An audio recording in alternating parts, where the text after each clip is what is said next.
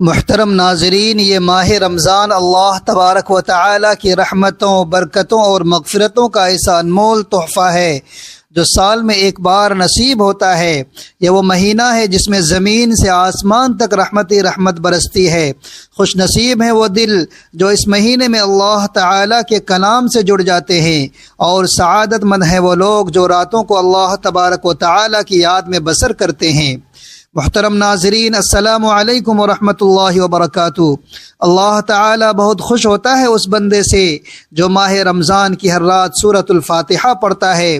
حدیث مبارکہ میں ہے کہ رمضان اللہ تعالی کا مہینہ ہے، جس سے معلوم ہوتا ہے کہ اس مبارک مہینے میں رب ذوالجلال کا خصوصی تعلق ہے، جس کی وجہ سے یہ مبارک مہینہ دیگر مہینوں سے ممتاز اور جدا ہو جاتا ہے۔ حضور نبی کریم صلی اللہ علیہ وسلم نے ارشاد فرمایا کہ اللہ تعالی رمضان المبارک کی ہر شب کو 3 مرتبہ فرماتا ہے کہ کوئی مانگنے والا ہے جسے میں عطا کروں، کوئی توبہ کرنے والا ہے جس کی توبہ قبول کروں، کوئی بخشش طلب کرنے والا ہے جسے بخش دوں۔ پھر اللہ تبارک و تعالی فرماتا ہے کہ کوئی ایسا دینے والا ہے جو محتاج نہیں اور وہ پورا کا پورا قرض ادا کرنے والا ہے۔ تو ساری رات اللہ تعالی اپنے بندوں کو پکارتا رہتا ہے۔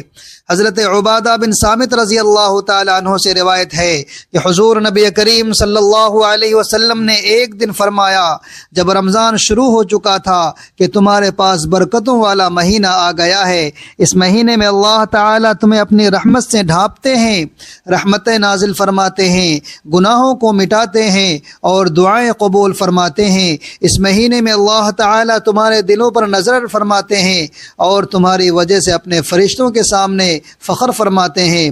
بدبخت وہ شخص جو اس ماہ میں اللہ تبارک و تعالی کی رحمت سے محروم رہا۔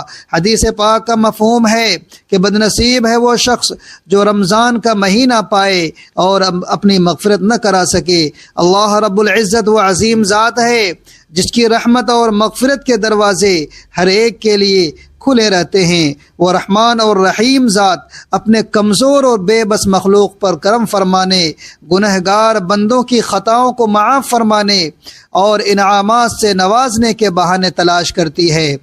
تو جو بندے رات کو اللہ تبارک و تعالی کو یاد کر کے سوتے ہیں، اللہ تعالی کے پسندیدہ کام کر کے سوتے ہیں، اللہ پاک اپنے ان بندوں سے بہت زیادہ خوش ہوتے ہیں۔ بغیر مانگے انہیں وہ چیز عطا کرتے ہیں جو ان کی حاجت ہوتی ہے اور جو ان کی ضرورت ہوتی ہے۔ اللہ والو، تو ماہ رمضان کی ہر رات جو شخص یہ سورت پڑھے گا اللہ تبارک و تعالی بہت خوش ہوگا۔ نبی پاک صلی اللہ علیہ وسلم رات کو یہ سورت پڑھ کر سوتے تھے، اور آپ صلی اللہ علیہ وسلم نے اپنی امت کو بھی یہ پڑھنے کی تاکید فرمائی ہے۔ یہ سورت الفاتحہ ہے۔ سورہ فاتحہ قرآن کی عظیم ترین سورت ہے۔ ماہ رمضان کی ہر رات اس سورت کو جو پڑھے گا مولا کے پیارے بندوں میں سے ہوگا جو اللہ کو خوش کرتے ہیں، اللہ کو راضی کرتے ہیں، اور جن سے اللہ تبارک و تعالی راضی ہو جاتا ہے تو ان کی دنیا اور آخرت دونوں سنور جاتی ہے۔ سورۃ الفاتحہ کے بہت زیادہ فضائل ہیں۔ اس سورت میں اللہ تبارک و تعالی کی پاکی بیان کی گئی ہے، اور ساتھ میں ہدایت کا راستہ بھی اللہ تعالی سے مانگا گیا ہے۔ اس میں اللہ تبارک و تعالی کی تعریف بھی ہے، اور ساتھ میں ایک دعا بھی ہے۔ جو شخص اس کو پڑھتا ہے وہ اللہ تبارک و تعالی کا پسندیدہ ہو جاتا ہے اور اس کی ہر حاجت پوری ہو جاتی ہے۔ سورۃ الفاتحہ 7 آیات پر مشتمل ہے، جن میں سے پہلی 3 آیات میں اللہ تبارک و تعالی کی حمد و ثنا ہے، اور آخری 3 میں انسان کی طرف سے دعا اور درخواست کا مضمون ہے جو رب العزت نے اپنی رحمت سے خود ہی انسان کو سکھایا ہے، اور درمیانی ایک آیت میں دونوں چیزیں مشترک ہیں۔ کچھ حمد و ثنا کا پہلو ہے، کچھ دعا اور درخواست کا۔ حضرت ابو ہریرہ رضی اللہ تعالی عنہ سے منقول ہے کہ رسول اللہ صلی اللہ علیہ وآلہ وسلم نے فرمایا کہ حق تعالی نے فرمایا کہ نماز یعنی سورۃ الفاتحہ میرے اور میرے بندے کے درمیان 2 حصوں میں تقسیم کی گئی، نصف میرے لیے اور نصف میرے بندے کے لیے، اور جو کچھ میرا بندہ مانگتا ہے وہ اس کو دیا جائے گا۔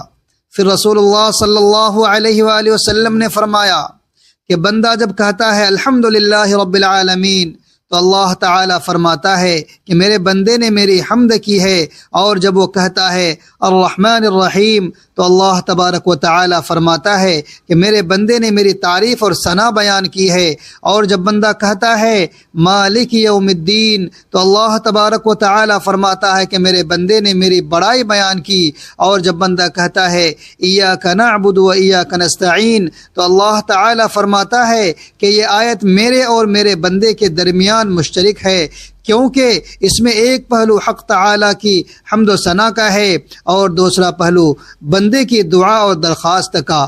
اس کے ساتھ بھی یہ بھی ارشاد ہوا کہ میرے بندے کو وہ چیز ملے گی جو اس نے مانگی۔ پھر بندہ جب کہتا ہے اہدنا الصراط المستقیم آخر تک تو حق تعالیٰ فرماتے ہیں کہ یہ سب میرے بندے کے لیے ہے اور اس کو وہ چیز ملے گی جو اس نے مانگی۔ سورۃ الفاتحہ کی بہت عظیم اہمیت اور فضیلت ہے۔ اس سورت کے بہت فضائل ہیں جن میں سے چند درج ذیل ہیں۔ سورۃ الفاتحہ نماز کا رکن ہے، چنانچہ سورۃ الفاتحہ کے بغیر نماز صحیح ہی نہیں ہو سکتی، جیسا کہ سیدنا عبادہ بن صامت رضی اللہ تعالیٰ عنہ سے مروی ہے کہ رسول اللہ صلی اللہ علیہ وسلم نے فرمایا اس شخص کی کوئی نماز نہیں جس نے سورۃ الفاتحہ نہیں پڑھی۔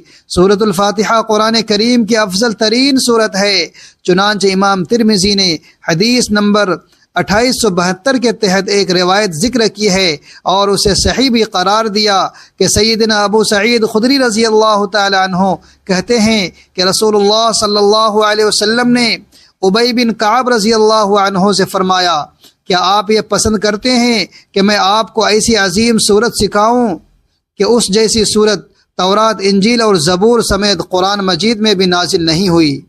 تو ابی بن کعب نے کہا جی ہاں، اللہ کے رسول صلی اللہ علیہ وسلم مجھے سکھائیے۔ تو آپ صلی اللہ علیہ وسلم نے فرمایا تو تم نماز میں کیسے قرأت کرتے ہو؟ ابو سعید کہتے ہیں کہ ابی بن کعب نے سورۃ الفاتحہ کی تلاوت شروع کی، اس پر رسول اللہ صلی اللہ علیہ وآلہ وسلم نے فرمایا قسم ہے اس ذات کی جس کے ہاتھ میں میری جان ہے، تورات، انجیل، زبور اور قرآن کریم میں اس جیسی صورت نازل نہیں۔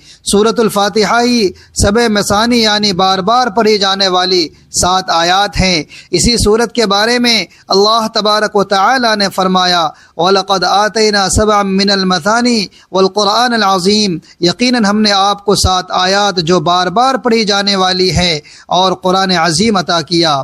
اس آیت کی تفسیر میں صحیح بخاری میں ابو سعید المعلی رضی اللہ تعالی عنہ کہتے ہیں کہ رسول اللہ صلی اللہ علیہ وسلم نے مجھے فرمایا تمہارے مسجد سے نکلنے سے پہلے تمہیں قرآن کریم کی عظیم ترین صورت ضرور سکھلاؤں گا۔ پھر آپ صلی اللہ علیہ وسلم نے میرا ہاتھ پکڑ لیا، پھر جب مسجد سے نکلنے کا ارادہ فرمایا تو میں نے عرض کیا اللہ کے رسول کیا آپ نے نہیں فرمایا تھا کہ میں تمہارے مسجد سے نکلنے سے پہلے قرآن کریم کی عظیم ترین صورت ضرور سکھلاؤں گا؟ تو آپ صلی اللہ علیہ وسلم نے فرمایا وہ عظیم صورت الحمدللہ رب العالمین ہے، اور یہی صورت سبع المثانی بھی ہے، اور مجھے دیا گیا قرآن عظیم بھی ہے۔ اس صورت میں اللہ تبارک و تعالی کے حمد و ثنا اور بڑائی بیان کرنے کو بارگاہ الہی میں وسیلہ بنایا گیا ہے۔ اسی طرح اللہ تعالیٰ کے سامنے اللہ تعالیٰ کے وحدانیت اور توحید کو وسیلہ بنا کر سب سے اہم ترین سوال اور کامل ترین مرغوب چیز مانگی گئی ہے، اور وہ ہے ہدایت۔ نبی کریم صلی اللہ علیہ وسلم نے فرمایا کہ سورۃ الفاتحہ ہر بیماری کی شفا ہے۔ ابن قیم